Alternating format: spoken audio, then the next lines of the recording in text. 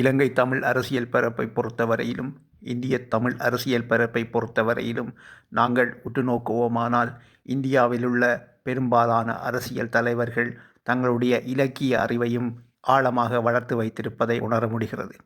அதேபோல் அவர்களுடைய அரசியல் புரிதலும் அரசியல் அறிவும் அது சரியானதாகவோ தவறானதாகவோ அந்த அரசியலை கையாளும் விதத்தில் மாறுபாடு இருந்தாலும் அவர்களுடைய அரசியல் ரீதியான புரிதல் மிகவும் ஆழமானது. அதேபோல் இலக்கிய ரீதியான தமிழர்களின் கலாச்சாரம், வரலாறு, அதன் தொன்மை சார்ந்த ஆய்வுகளிலும் அவர்கள் ஆழமான அறிவை பெற்றே அரசியல் செய்கிறார்கள் என்பது அவர்களுடைய பேச்சுக்களிலிருந்து புரிய முடிகிறது. ஆனால் இலங்கை தமிழ் அரசியல் பரப்பை பொறுத்தவரையில் இங்கே ஆழமான இலக்கிய அறிவோ அரசியல் ரீதியான ஆழமான அறிவோ அல்லது இலங்கை தமிழர்களின் நீண்ட வரலாறு தொடர்பான அறிவோ இல்லாதவர்களே அரசியல் பரப்பில் அதிகமாக இருக்கிறார்கள். இங்கே உள்ள அரசியல் பரப்பின் முக்கியமான அரசியல் ஈடுபாட்டின் நோக்கம் வருமானம் ஈட்டுவதிலே குறியாக இருப்பது. இந்தியாவில் உள்ள தமிழ் அரசியல் பரப்பை பொறுத்தவரையில் வருமானம் ஈட்டுவதில் முனைப்பு காட்டுபவர்கள் அதிகமாக திராவிடர்கள்தான். தமிழ் அரசியல்வாதிகளும் அந்த வலைப்பின்னலுக்குள் அடங்குவராக இருந்தாலும் அது ஒரு மிக பிரமாண்டமான நிலப்பரப்பு, மக்கள் அடர்த்தி கூடிய நாடு.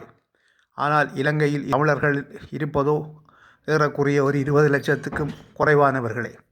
அவர்களில் உருவாகிய அரசியல் தலைமைகள் எதற்கும் தமிழர்களின் பூர்வீக வரலாறுகள், வாழ்வியல் நடைமுறைகள், அவருடைய இலக்கிய பண்புகள், தமிழ் இலக்கிய தொன்மையின் விழிப்புணர்வுகள், புராணங்கள், இதிகாசங்கள், தொன்மையான வரலாற்று ஆவணங்கள் எது சம்பந்தமான ஒரு ஆழமான அறிவும் இருந்திருக்கவில்லை. அதன் காரணமாக அவர்களுக்கு தமிழ் மக்களின் மீதும் அதன் பாரம்பரியம் மீதும் உண்மையான ஈடுபாடு இருப்பதில்லை.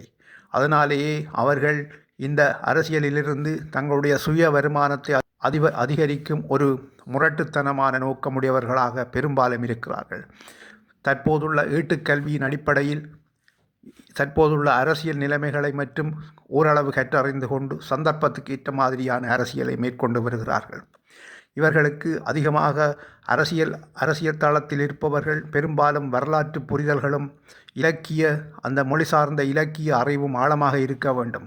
அதன் அடிப்படையிலான பண்புகள் தங்களுக்குள் வளர்ந்து இனப்பற்றும் மொழிப்பற்றும் இருந்தால்தான் அவர்கள் உண்மையான ஈடுபாட்டுடன் மக்களுக்கு சேவை செய்ய முடியும். அதற்கு எடுத்துக்காட்டாக எத்தனையோ உதாரணங்களை பிற நாடுகளிலிருந்து பார்க்கலாம். பிற நாடுகளில் வளர்ந்த நாடுகள் இன்று வல்லரசுகளாக இருக்கும் பிரான்சு, ஜெர்மனி, இங்கிலாந்து போன்ற நாடுகளில் உள்ள கல்வி முறைகளின்படி அவர்கள் தங்களுடைய பாரம்பரியமான இலக்கிய கல்வியை கட்டாயமாக அந்த நாட்டு மக்களுக்கு கற்பித்து அதன் துறை சார்ந்த புதிய பெறுபவர்களின் பின்னரே அவர்கள் அரசியல் துறை சார்ந்த கல்வியை கற்று அரசியல் பரப்பிலும் ஈடுபடுகிறார்கள்.